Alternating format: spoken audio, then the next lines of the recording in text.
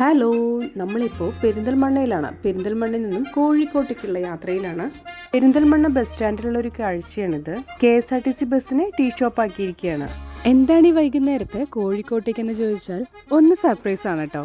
പിന്നെ ബീച്ചിലും മിഠായിത്തെരുവിലേക്കൊന്ന് ഒന്ന് പോകണം. ബീച്ചിൽ സൺസെറ്റ് കാണുമെന്ന് ഭയങ്കര ആഗ്രഹം ഉണ്ടായിരുന്നു. പക്ഷെ ബസ്സിലിരുന്ന് തന്നെ ഞങ്ങൾ സൺസെറ്റ് ആസ്വദിക്കേണ്ട അവസ്ഥയായിരുന്നു. ഒരു വഴിക്ക് ഇറങ്ങുമ്പോൾ നേരത്തും കാലത്തൊക്കെ ഇറങ്ങേണ്ടതെന്ന് ചോദിക്കുന്നവരോട് എനിക്ക് പറയാനുള്ളത്, ഞങ്ങൾ ഇറങ്ങുമ്പോൾ നേരത്തെ തന്നെ ആയിരുന്നു. പക്ഷെ വഴിയൊരു ആക്സിഡന്റ് ഉണ്ടായിട്ട് വളരെയധികം ബ്ലോക്കായിരുന്നു. നമ്മുടെ കുറേ സമയം അങ്ങനെ പോയിട്ടോ. ഇനിയിപ്പോൾ സൺസെറ്റ് കണ്ടില്ലെങ്കിൽ എന്താ, കോഴിക്കോട് പൊളിയല്ലേ, എന്തൊക്കെയുണ്ട് നമുക്ക് കാണാൻ. ആദ്യം നമുക്ക് KSRTC ബസ് സ്റ്റാൻഡിൽ ഇറങ്ങണം. എന്നിട്ട് നമുക്ക് തീരുമാനിക്കാം എന്തൊക്കെ പരിപാടികൾ ചെയ്യണമെന്നുള്ളത്. ബീച്ച് ഏതാണെങ്കിലും കടൽക്കാറ്റെല്ലാം കൊണ്ടിരിക്കാൻ എല്ലാവർക്കും ഇഷ്ടമുള്ള ഒരു കാര്യമാണ്. പക്ഷെ നേരം വൈകിയതുകൊണ്ട് തന്നെ നമുക്ക് കൂടുതൽ നേരം അവിടെ ചെലവഴിക്കാൻ പറ്റില്ല. മണിക്കൂറുകൾ നീണ്ട KSRTC യാത്ര ആയതുകൊണ്ട് ഞാൻ പഞ്ചറായിട്ടോ. പക്ഷെ ബസ്സിലിരുന്ന് നമ്മൾ ഈ റോഡിലെ കടകളിലെ എല്ലാ തിരക്കെല്ലാം കണ്ടിരിക്കാൻ ബോറടിക്കില്ല. വഴിയോരങ്ങളിലുള്ള ചെറുതും വലുതുമായിട്ടുള്ള കടകളെല്ലാം ലൈറ്റ് അറേഞ്ച്മെന്റ് എല്ലാം ചെയ്ത് ക്രിസ്മസ് വൈബായിട്ട് നിൽക്കുകയാണ്. കോഴിക്കോട് KSRTC ബസ് സ്റ്റാൻഡിൽ എത്തുമ്പോൾ ഏകദേശം സമയം 6 മണിയായിട്ടുണ്ടായിരുന്നു കേട്ടോ. ഈ ഹൽവവാല എന്ന് പറയുന്ന ഷോപ്പ് ഇവിടുത്തെ ഒരു ഹൈലൈറ്റ് ആയിട്ടുള്ള കടയായിട്ടാണ് എനിക്ക് തോന്നിയത്. പിന്നെ ഞങ്ങളൊരു ഓട്ടോ എടുത്തു. ഓട്ടോയിലാണ് ബീച്ചിൽ പോകുന്നത്. ഈ വഴിയുടെ ഇരുവശത്തുള്ള ലൈറ്റ് അറേഞ്ച്മെന്റും കടകളും ഡെക്കറേഷൻസ് എല്ലാം കണ്ടുകൊണ്ട് ഓട്ടോയിൽ യാത്ര ചെയ്യാൻ നല്ല രസമാണ് കേട്ടോ. ബസ്സിൽ നിന്ന് ഇറങ്ങിയപ്പോൾ തൊട്ട് കാണുന്ന ഓരോ കാഴ്ചകളും നമുക്ക് ഭയങ്കര സന്തോഷം തരുന്നതാണ്. ക്രിസ്മസ് ന്യൂ ഇയർ എല്ലാം അടിച്ചു പൊളിക്കാനായിട്ട് എല്ലാം കൊണ്ടും സെറ്റായി നിൽക്കുകയാണ് നമ്മുടെ കോഴിക്കോട് നഗരം.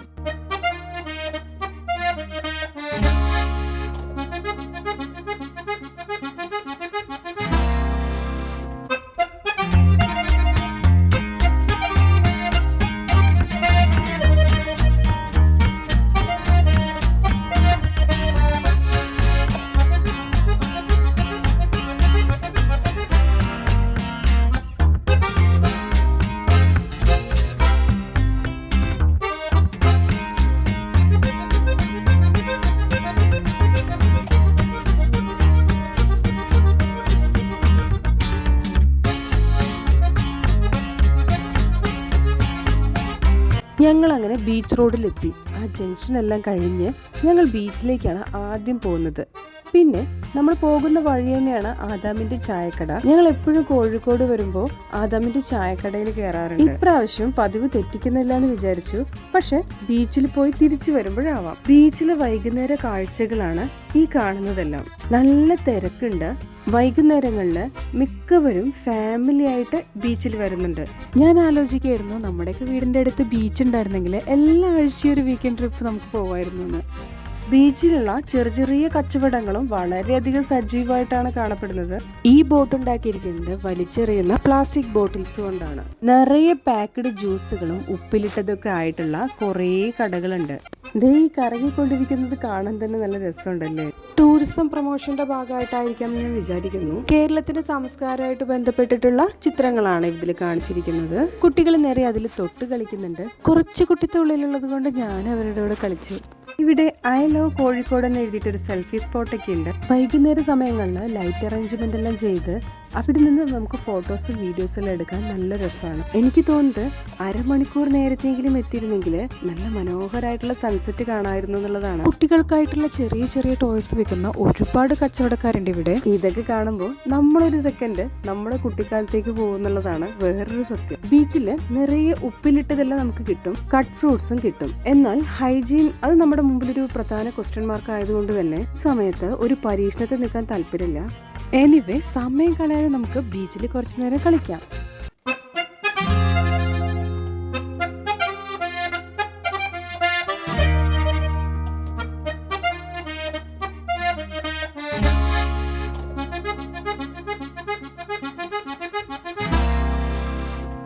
അപ്പോൾ ഞാൻ ആദ്യം സൂചിപ്പിച്ച സർപ്രൈസിനെ കുറിച്ച് പറയാൻ സമയമായിട്ടോ. നിങ്ങൾക്കുള്ള എൻ്റെ ഒരു സർപ്രൈസ് ഗിഫ്റ്റാണ് ഞാനിവിടെ ചെയ്തുകൊണ്ടിരിക്കുന്നത്. 100 സബ്സ്ക്രൈബേഴ്സ് ആയപ്പോൾ എനിക്ക് സന്തോഷം കൊണ്ട് എനിക്ക് ഇരിക്കാൻ വയ്യ എന്നുള്ള അവസ്ഥയായിരുന്നു. അത് പലർക്കും വലിയ സംഭവമൊന്നും ആയിരിക്കില്ല. പക്ഷെ എൻ്റെ ജീവിതത്തിൽ ഞാൻ എടുക്കുന്ന എഫേർട്ട് 100 പേർക്ക് ഇഷ്ടപ്പെട്ടു, 100 പേർ സബ്സ്ക്രൈബ് ചെയ്തു എന്ന് പറയുമ്പോൾ അതെന്നെ സംബന്ധിച്ച് വലിയൊരു കാര്യമാണ് കേട്ടോ. എഫേർട്ട് ചെറുതാണെങ്കിലും വലുതാണെങ്കിലും അത് കണ്ട് കൈയടിക്കാൻ ഒരാളെങ്കിലും നമ്മുടെ കൂടെ ഉണ്ടാവുക എന്ന് പറയുന്നത് എത്ര സന്തോഷമുള്ള കാര്യമാണല്ലേ. എന്നെ സംബന്ധിച്ച് 100 സബ്സ്ക്രൈബേഴ്സ് എന്ന് പറയുന്നത് ജസ്റ്റ് 100 നമ്പേഴ്സ് അല്ല കേട്ടോ, ഇറ്റ്സ് 100 ഹേർട്സ്. നിങ്ങളോടല്ല എനിക്ക് എങ്ങനെ നന്ദി പറയണമെന്നറിയില്ല. എനിവേ, എൻ്റെ ആദ്യ ചവിട്ടുപടി എന്നുള്ള രീതിയിൽ എന്നോടൊപ്പം കൂടിയ എന്നെ സപ്പോർട്ട് ചെയ്യുന്ന നിങ്ങൾക്ക് എല്ലാവർക്കും എൻ്റെ ഹൃദയം നിറഞ്ഞ നന്ദി. നിങ്ങൾ ഓരോരുത്തരും എനിക്ക് വളരെയധികം പ്രിയപ്പെട്ടവരാണ് കേട്ടോ. Once again thank you very much from the bottom of my heart.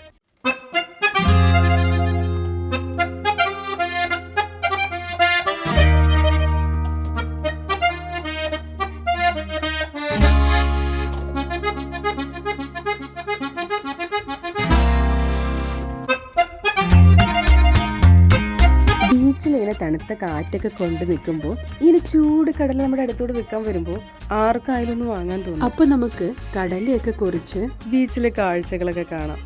ശരിക്കും ബീച്ച് പലർക്കും ഒരു വികാരമാണ്.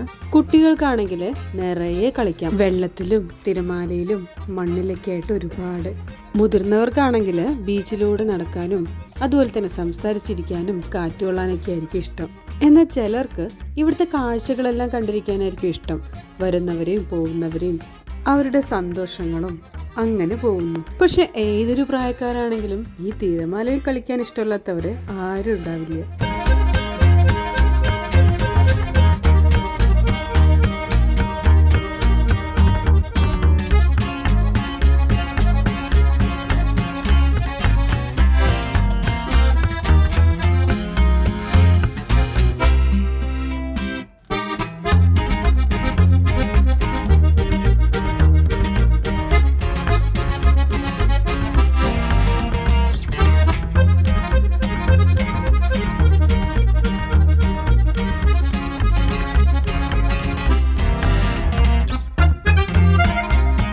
ബീച്ചില് നല്ല കാറ്റുണ്ട്, അതുകൊണ്ട് തന്നെ നിറയെ കുട്ടികളൊക്കെ അവിടെ പട്ടം പറത്തി കളിക്കുന്നുണ്ടായിരുന്നു.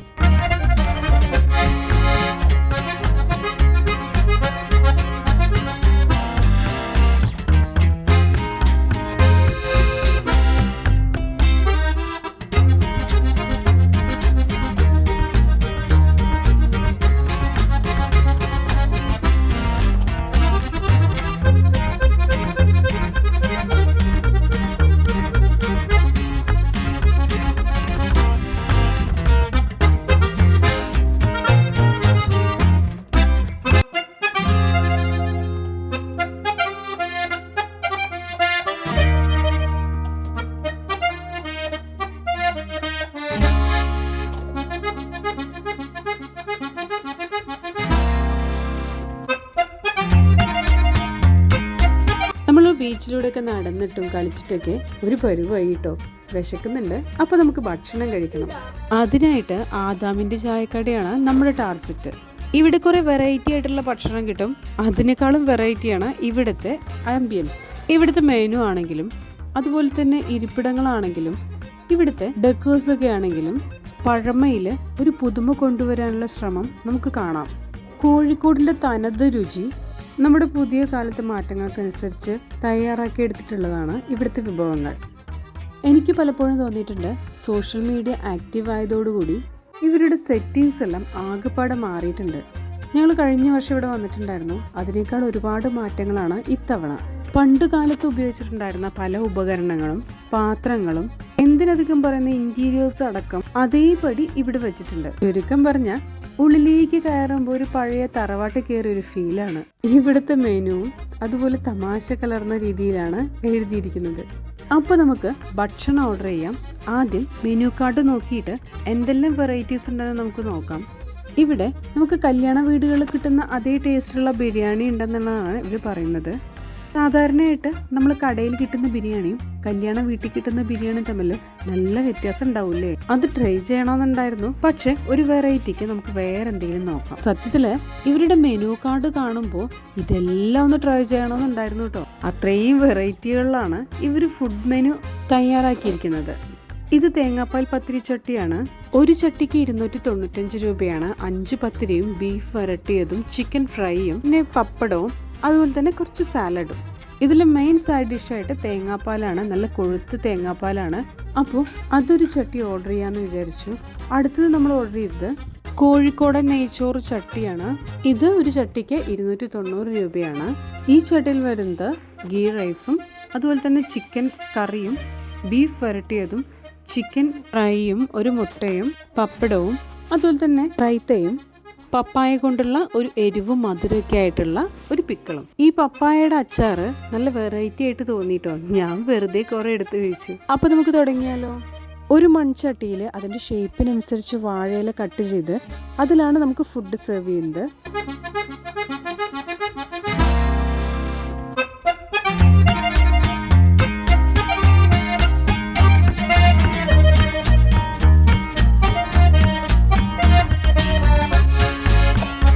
എന്തൊക്കെയുണ്ട് ഇതില്?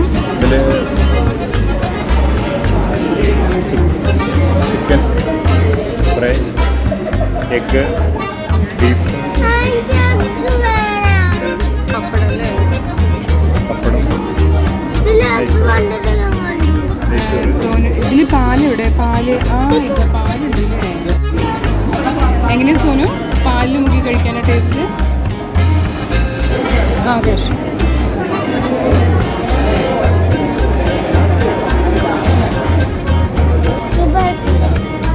പത്തിരി അത്യാവശ്യം കട്ടിയൊക്കെ ഉണ്ട് കേട്ടോ.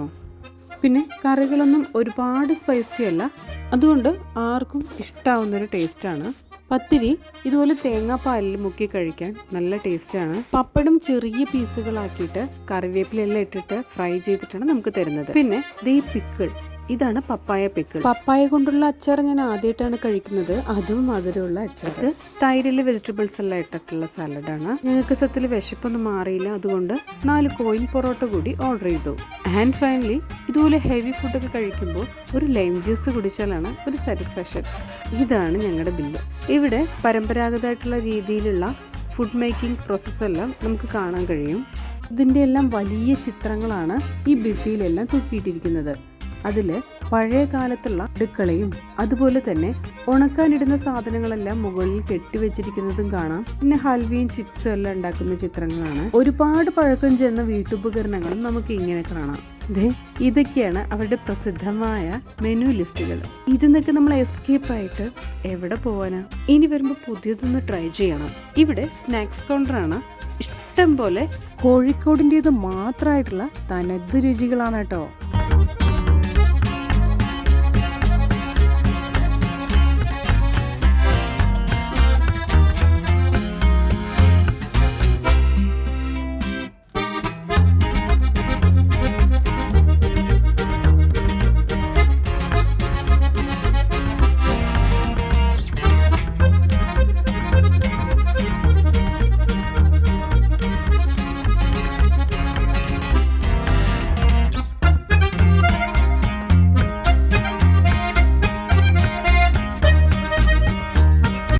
ഓക്കെ, ഭക്ഷണമെല്ലാം കഴിച്ചു കഴിഞ്ഞു, നമുക്ക് ഇറങ്ങാം. ഇനി നമുക്കൊരു പരിപാടി കൂടിയുണ്ട്. കോഴിക്കോട് വന്നാൽ എന്നെപ്പോലെ ഷോപ്പിംഗ് ക്രേസ് ആയിട്ടുള്ള ഒരാളെ മിഠായി തെരുവൊന്ന് കാണാതെ എങ്ങനെ വീട്ടിൽ പോവും? അപ്പം ആദാമിൻ്റെ ചായക്കടയിലെ ക്രിസ്മസ് അപ്പൂപ്പനും ഡെക്കറേഷൻസും എല്ലാം കണ്ട് നമുക്കിവിടുന്ന് ഇറങ്ങാം. നമുക്കിവിടുന്ന് കുറച്ച് ദൂരമുണ്ട്, ഓട്ടോ പിടിക്കണം. പക്ഷേ ഒരു ഓട്ടോ കിട്ടാനായിട്ട് ഒരുപാട് ബുദ്ധിമുട്ടിട്ടോ. അപ്പോൾ നമുക്കിനി മിഠായി തെരുവ് പോകണം. കുറേ കാര്യങ്ങളും കാഴ്ചകളൊക്കെ ഉണ്ട്, നമ്മൾ വെയിറ്റ് ചെയ്യുന്നു. അപ്പോൾ ഇനി നമുക്ക് പിന്നീടൊരു ദിവസം ആദാമിൻ്റെ ചായക്കടയിൽ കാണാം.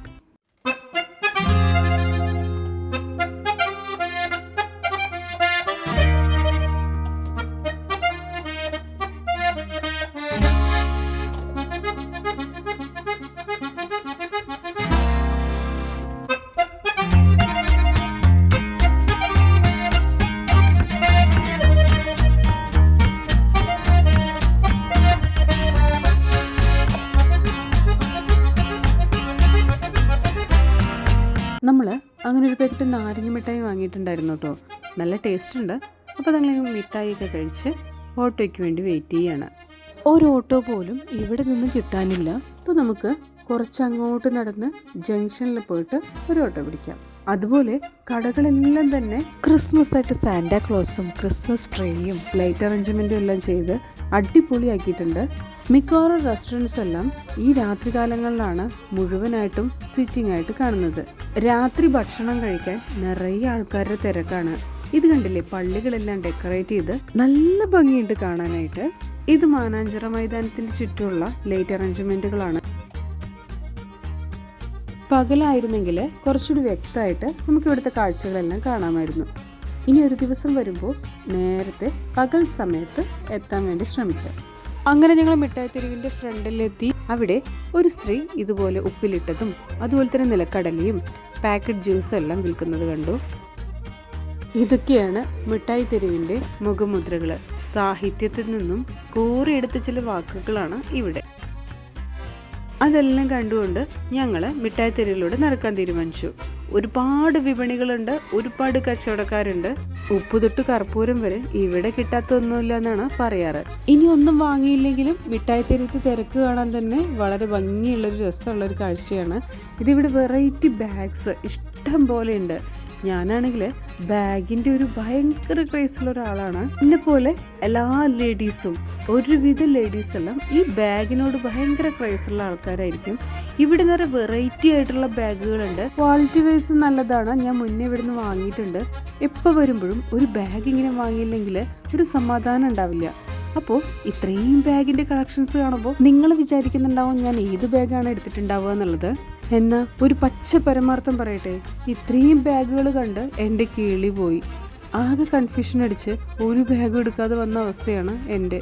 അങ്ങനെ ഒരുപാട് സമയം സ്പെൻഡ് ചെയ്ത് ബാഗുകളെല്ലാം തിരിച്ചു മറിച്ചു നോക്കി ബാഗ് വാങ്ങാത്തതിൻ്റെ വിഷമം വീട്ടിൽ വന്ന് ഞാൻ ഇങ്ങനെ ആലോചിച്ച് തീർത്തു. എനിക്ക് എന്തിൻ്റെ കേടായിരുന്നു. എത്ര വെറൈറ്റി കളേഴ്സും കളക്ഷൻസുള്ള ബാഗായിരുന്നു അവിടെ. ഇനി ആലോചിച്ചിട്ട് എന്ത് കാര്യം.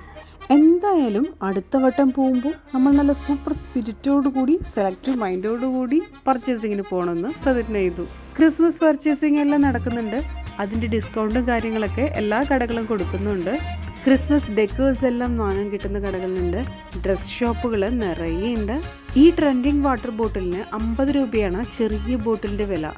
അതിൻ്റെ പല സൈസിലുള്ള പല ലിറ്റേഴ്സും കൊള്ളുന്ന ഒരുപാട് ബോട്ടിൽസ് ഉണ്ട്. ഇത് പഞ്ഞിമിഠായിയാണ്.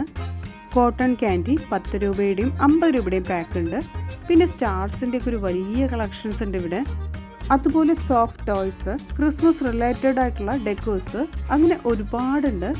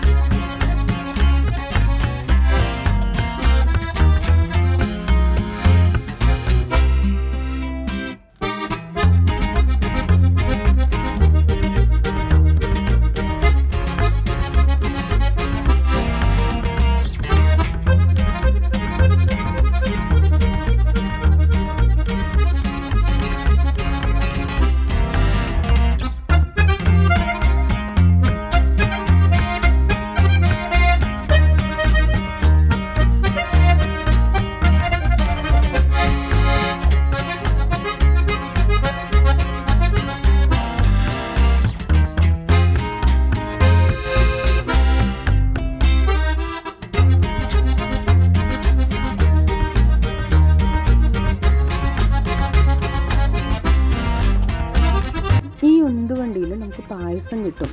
ഷോപ്പിംഗ് എല്ലാം കഴിഞ്ഞ് നടന്ന് ക്ഷീണിക്കുകയാണെങ്കിൽ നമുക്ക് പായസമൊക്കെ കുടിച്ച് സുഖമായിട്ട് ഷോപ്പ് ചെയ്യാം. ഇതുപോലെ ടെക്സ്റ്റൈൽസിന് മുമ്പിലുള്ള പ്രതിമകൾ കാണുമ്പോൾ സോനുവിനൊരു ഹാബിറ്റ് ഉണ്ട്. ആ പ്രതിമകളിൽ ഒരാളായിട്ട് അവിടെ നിന്ന് പോസ്റ്റ് ചെയ്യാം. ഇവിടെ നമുക്ക് ഒരു സ്പെഷ്യൽ ആയിട്ടുള്ള ഐസ്ക്രീം കിട്ടും. മെഷീൻ ഐസ്ക്രീമാണ്, വാനില ഫ്ലേവറാണ്. അതുപോലെ തന്നെ 30 രൂപയാണ്. അവര് ആ മെഷീനിൽ ഇട്ട് തരുന്ന ആ ഡിസൈൻ കാണുമ്പോൾ തന്നെ നമുക്ക് വാങ്ങാൻ തോന്നും. നമ്മളിങ്ങനെ ഐസ്ക്രീമിൻ്റെ എല്ലാം പരസ്യത്തിൽ കാണുന്നത് പോലെ നല്ല ഷേപ്പിലുള്ള ഐസ്ക്രീം. അപ്പോൾ എന്തായാലും ഒരെണ്ണം വാങ്ങിച്ച് ടേസ്റ്റ് ചെയ്യാമെന്ന് വിചാരിച്ചു. കോൾഡിൻ്റെ ചെറിയൊരു പ്രശ്നമുണ്ട് എനിക്കും സോനുനും. പക്ഷേ ഐസ്ക്രീമിൻ്റെ ഈ ഒരു ഫോമിൽ തരുന്നത് കാണുമ്പോൾ വാങ്ങാതിരിക്കാൻ കഴിഞ്ഞില്ല കേട്ടോ. പക്ഷെ ടേസ്റ്റും വളരെ അടിപൊളിയാണ്, സൂപ്പറാണ്. ഒരു മസ്റ്റ് ട്രൈ ആണെന്ന് ഞാൻ പറയും. എന്തായാലും ഇനി പോകുന്നവരൊന്ന് ട്രൈ ചെയ്യും കേട്ടോ. ഞങ്ങൾ അങ്ങനെ ഐസ്ക്രീമൊക്കെ കഴിച്ച് അവിടെ കുറേ നേരം വർത്താനൊക്കെ പറഞ്ഞ് കാഴ്ചകളൊക്കെ കണ്ടിരുന്നു.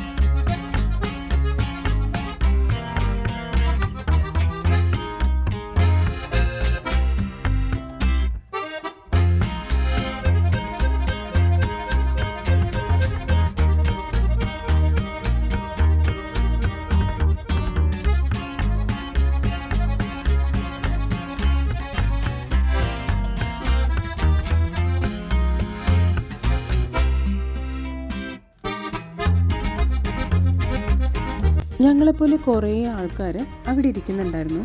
പലരും ചായ കുടിച്ചും വർത്താനൊക്കെ പറഞ്ഞും ഷോപ്പിംഗ് കഴിഞ്ഞ് ക്ഷീണിച്ചൊക്കെ ഇരിക്കുന്നവരാണ്. അങ്ങനെ മിഠായി തെരുവിൽ നിന്നൊരു ഓട്ടോ എടുത്ത് പോകുമ്പോൾ കണ്ട കാഴ്ചയാണിത്.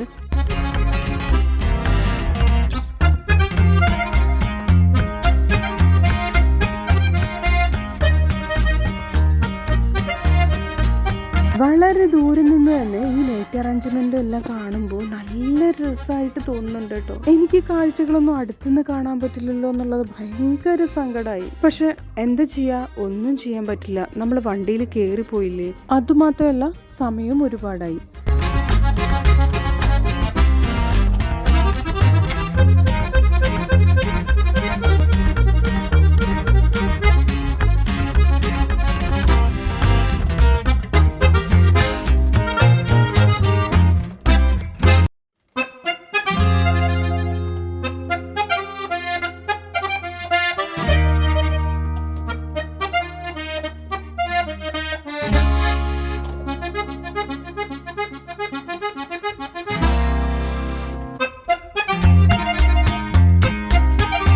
മിഠായി തെരുവിൽ നിന്നും KSRTC സ്റ്റാൻഡിലേക്ക് 40 രൂപയാണ് ചാർജ് വാങ്ങിച്ചത്. പിന്നെ നമ്മൾ KSRTC ബസ് സ്റ്റാൻഡിലെത്തി. അവിടെ നമുക്ക് പോവേണ്ട ബസ്സുകളുടെ ടൈമിങ്ങും കാര്യങ്ങളൊക്കെ അവിടെ കൊടുത്തിട്ടുണ്ട്. 1 മുതൽ 20 വരെ ഒരു ഭാഗത്ത് നമ്പർ എഴുതി വെച്ചിട്ടുണ്ട്. ആ ഓരോ ഭാഗത്തും പ്രത്യേകം റൂട്ടിലേക്കുള്ള ബസ്സുകളാണ് വന്ന് നിൽക്കുന്നത്. അപ്പോൾ ബസ്സിൻ്റെ ടൈമിങ്ങോ ബസ് എവിടെ നിൽക്കുമെന്നോ അറിയാത്തവർക്ക് അവിടെ സ്ക്രീനിൽ എല്ലാ ഡീറ്റെയിൽസും കൊടുത്തിട്ടുണ്ട്. നമുക്കത് നോക്കിയിട്ട് നമ്മുടെ ബസ് ഏത് നമ്പറിൻ്റെ ഭാഗത്താണോ വരുന്നത് നമുക്ക് അവിടെ പോയി വെയിറ്റ് ചെയ്യാം. പാലക്കാട്ടേക്ക് വരുന്ന ബസ് 19 നമ്പറിലാണ്. അങ്ങനെ ബസ് പിടിച്ചു. 10:20 ബസ്. നല്ല തിരക്കുണ്ടായിരുന്നു, ഒരുപാട് പേര് നിൽക്കുന്നുണ്ടായിരുന്നു. അങ്ങനെ നമ്മൾ KSRTCയിൽ പോകുമ്പോൾ നമ്മൾ നേരത്തെ കണ്ട അതേ കാഴ്ചകൾ ഒന്നുകൂടി വ്യക്തമായിട്ട് കാണാൻ പറ്റിയിട്ടോ. എന്ത് ഭംഗിയായിട്ടാണ് പല പല ഡിസൈനുകളിൽ ലൈറ്റ് അറേഞ്ച്മെന്റ് എല്ലാം ചെയ്തിട്ടുള്ളത്. നിങ്ങൾ ആരെങ്കിലും കോഴിക്കോട്ടുകാരുണ്ടോ? അടിപൊളി വൈബാണ് കേട്ടോ. ഇങ്ങനെയൊക്കെ പ്രത്യേക ഒക്കേഷനിലല്ലേ നമുക്കിതൊക്കെ കാണാൻ പറ്റുള്ളൂ. അപ്പം അത് മാക്സിമം എക്സ്പ്ലോർ ചെയ്യാം.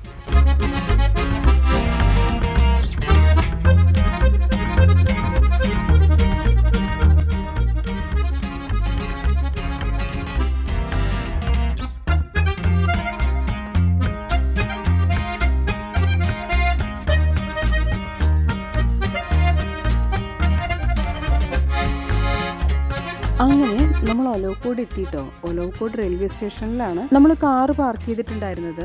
ഇവിടെ കാറിനുള്ള പാർക്കിംഗ് ചാർജ് 95 രൂപയാണ്. 24 മണിക്കൂർ വരെയാണ് സമയം.